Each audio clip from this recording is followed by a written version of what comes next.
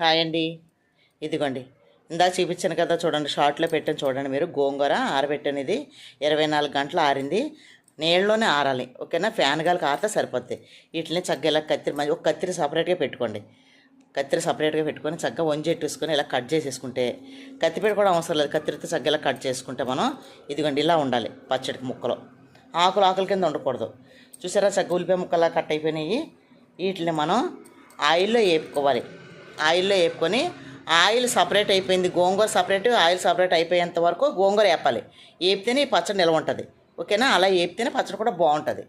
అప్పుడు చికెన్ వేసి కానీ ప్రాన్స్ వేసి కానీ మనం చక్కగా మటన్ వేసి కానీ పచ్చడి పెట్టుకోవచ్చు.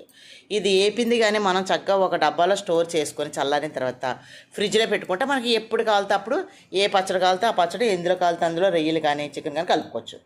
ఈ ముద్ద ఉందనుకోండి, కొంచెం కొంచెం పేస్ట్ తీసుకోవటం, అవి వేపింది కొంచెం చికెన్ వేసుకోవడం, కూర లేనప్పుడు చక్కగా మనం పచ్చడి పెట్టేసుకోవచ్చు ఇంట్లో, ఓకేనా. ఫుల్ వీడియో ఛానల్లో అప్లోడ్ చేసాను చూడండి. ప్రతిదీ కూడా మన ఛానల్లో ఒకవేళ ఈవేళ కాకపోయినా రేపు ఎల్లుండిలో కూడా అప్లోడ్ చేస్తూ ఉంటాను. ఫుల్ వీడియో చూడండి, ఓకేనా.